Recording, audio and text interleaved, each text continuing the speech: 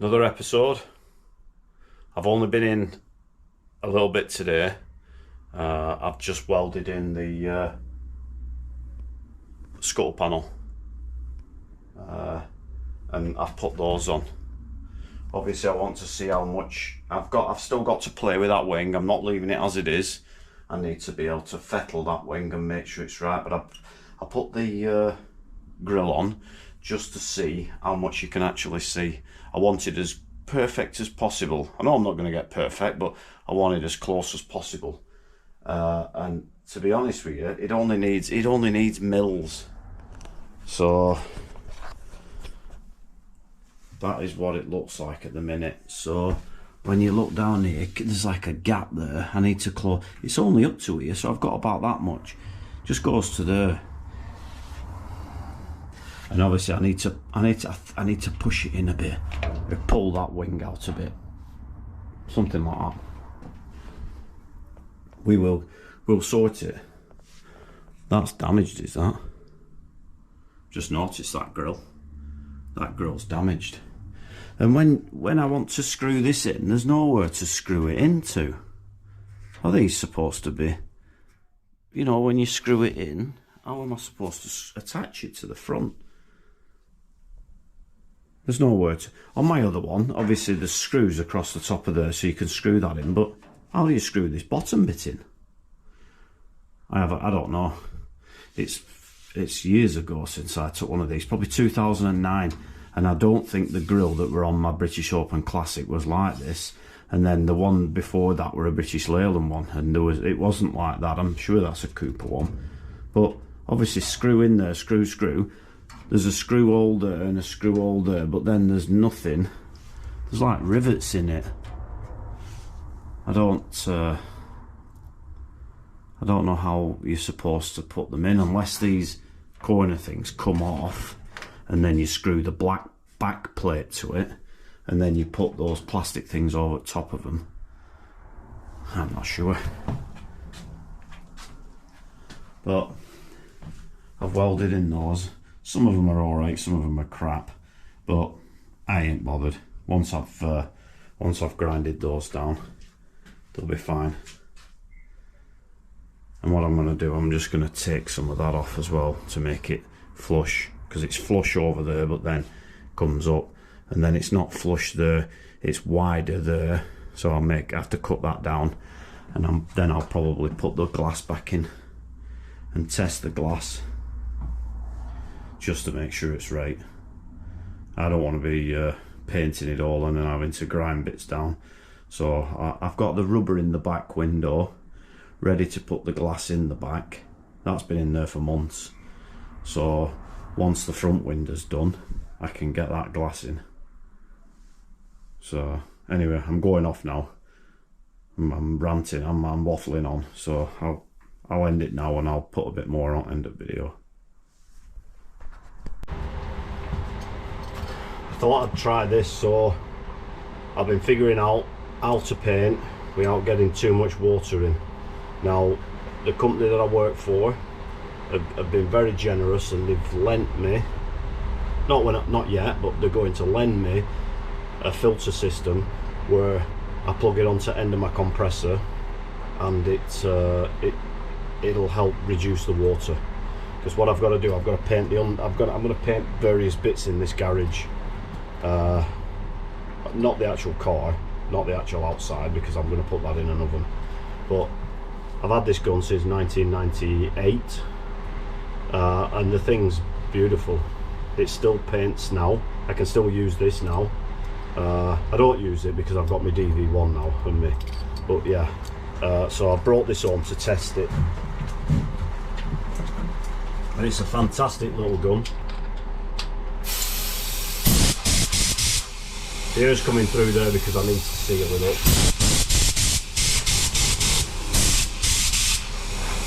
It'll work a treat, that.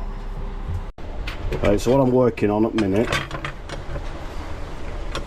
is these. So I've just added in, I've had to bend it a little bit because, you know, these Magnum panels do not, you know, the Magnum panels that I've got on inner wings, they don't fit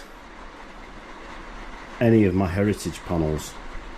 you know, even that there, that little gap there, you know, I've got to sort that out a little bit. I'll probably get it a tiny little bit better, but I don't think I'm, you know, I think the grill comes up to about here, so that needs pushing back. So as long as I get, it won't fit the none of these Magnum panels are fitting. The flitch panel didn't fit right, the floors didn't fit right, but obviously I've had to make the best of it. So I've just bent this a little bit and I've got it fitting okay. I've just marked off there where I'm going to cut a little bit off just to tidy it up a little bit.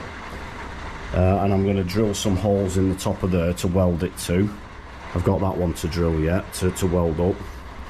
So obviously that's going to fit underneath there. And then I'll weld it to that. And so I just need to drill some holes and get it ready. I haven't done the other side yet. So I've just took that wing off to do this bit, and then once this is in, we're getting closer to getting this front end on. Seems to have taken me months. I don't know what made me look, but it's absolutely throwing it down outside. And I thought to myself, I'll just have a look down at back, and the garage has been leaking in at the back, and there's all water in my boot, so it started rusting. I'm thinking, you know, give me strength. So this is from my old car, so it's a waterproof indoor. So it's indoor and it's well, you can use it indoors and you can use it outdoors. It's waterproof, it's breathable. So when I'm not in the garage during the week, I'm just going to chuck this thing over it, stop it from getting wet. This afternoon when I walked in, the bonnet had water on it, so I don't want water on it. You know, as soon as I can get a carcoon, I'm getting one, and I'm going to be putting it in a carcoon. But for the time being, while we're working on it, I'm just going to keep it covered up like this. It should keep some of the dust off it as well. But down at the back there, when it's throwing it down, I don't know where the water's coming in, but it's all the floors wet. You can see the garage doors wet there with all the dirt on it. But you know, it is what it is, isn't it? There's not a lot I can do about it. So this is what I'm going to use. It went back in my car for years. It's not bad. I'm glad I saved it. Right, I thought I'd better stop there. I think I got quite a bit done. So I blodged a little bit of sealer in there. Might be a little hole there, I'll have to redo that. Put a tiny little bit of skimmer filler over there. Really fine. I'm happy with that. I'm totally happy with that. Don't need to put any more on. Little tiny skim. I've put a little tiny skim down in that bottom corner. If anything, probably needs a little bit on there. Whether I'm going to do it or not, I don't know. And then I've put that closing panel on. Now I've sealed it, and I don't know whether you're supposed to. So when the wing's welded on and I turn the car back over, I can still get to it to finish any sealing off, because obviously I've got to seal across the top of here. But that's today's job, and then I've epoxied it all again. So a few of you have mentioned it, and they do it with their own car. So fill onto the epoxy. So epoxy it, flat it down, and fill onto it, and then epoxy it again. So you're not filling onto bare metal.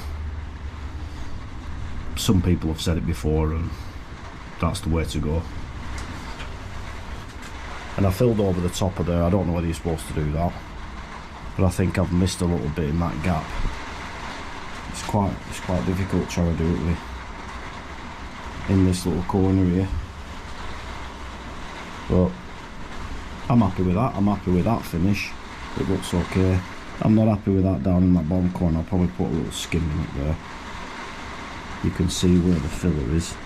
You see this crease here. If you look in the bottom corner, you can sort of see it move a little bit. Nobody's ever going to know that apart from me. So that's it, I'm done for today. I don't know how long this video is, so I'll probably add to it. So the cover, I'm not going to put it on tonight. I'm going to come in tomorrow morning and put it in. Get it covered up, just in case it rains in again. Because it's absolutely heaving it down.